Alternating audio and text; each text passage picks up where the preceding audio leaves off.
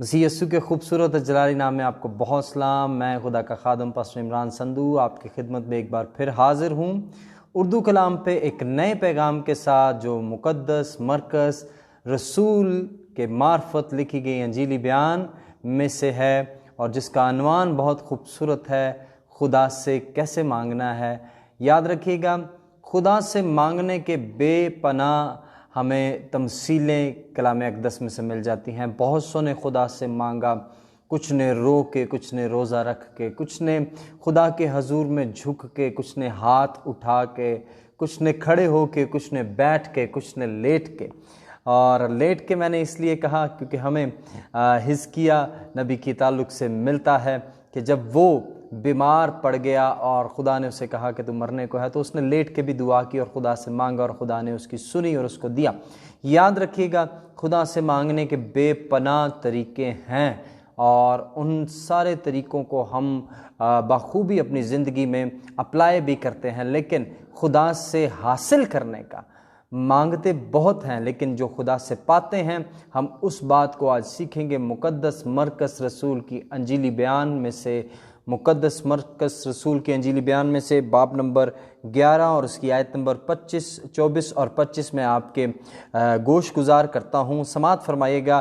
انجیل مقدس میں لکھا ہے، اس لیے میں تم سے سچ کہتا ہوں، جو کچھ تم دعا میں مانگتے ہو، یقین کرو کہ تم کو مل گیا ہے، اور وہ تم کو مل جائے گا۔ اور جب کبھی تم کھڑے ہوئے دعا کرتے ہو، اگر تمہیں کسی سے کچھ شکایت ہو تو اسے معاف کرو، تاکہ تمہارا باپ بھی جو آسمان پر ہے تمہارے گناہ معاف کرے، اور اگر تم معاف نہ کرو گے تو تمہارا باپ جو آسمان پر ہے تمہارے گناہ بھی معاف نہ کرے گا۔ پاک کلام کا پڑھا اور سنا جانا ہم سب کے لیے باعث برکت ہو، آمین۔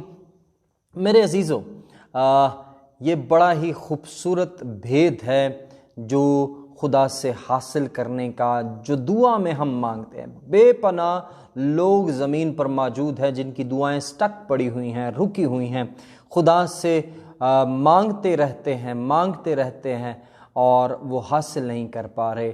تو میرے عزیزو، آج ہم اس حصول کو جو خدا سے دعا میں مانگا گیا ہے، اس کے تعلق سے ہم مقدس مرکز سے سیکھیں گے، اور اس انجیلی بیان سے ہم جانیں گے کہ کیوں ہمیں ملتا نہیں ہے جو ہم مانگتے ہیں۔ تو میرے عزیزو، لمبا چوڑا میسج نہیں ہے، مختصر سی بات ہے۔ خدا آپ کے ذہن کو روح القدس کے وسیلہ سے کھولے اور آپ اس بھید کو سمجھ جائیے گا۔ میرے بہنوں بھائیوں، خدا کے پیاروں، زمین پر جو تعلق ہے انسانوں کے ساتھ، خواہ وہ رشتے دار ہوں، خواہ وہ کولیگس ہوں، خواہ وہ محلے دار، ہمسائے، نیبرز ہوں، یا آپ کے کلاس فیلوز، آپ کے جو ہیں کسی بھی طور سے جاننے والے ہیں، کوئی بھی تعلق ہے، اگر خدا فرماتا ہے تجھے یاد آئے کہ تجھ سے کسی کو شکایت ہے یا تجھے کسی سے شکایت ہے، تو سب سے پہلے اسے معاف کرتے ہیں۔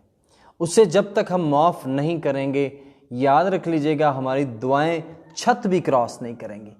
یہ چھت جو ہمارے سر پر ہے، اس کو بھی کراس نہیں کریں گی۔ بخور کی مانند اوپر جانا تو دور کی بات ہے، خدا کے حضور پہنچنا تو دور کی بات ہے۔ یاد رکھیے گا، یہ سب یہیں پر رہ جائے گا۔ ہم مانگتے رہیں گے اور کسی بھی طور سے ملے گا نہیں۔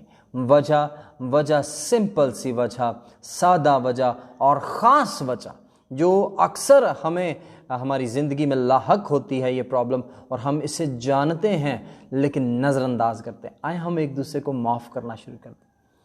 خواہ کوئی بھی گناہ اس نے آپ کے خلاف کیا ہے، آپ کو ناحق ستایا ہے، متی کی معرفت لکھا گیا ہے۔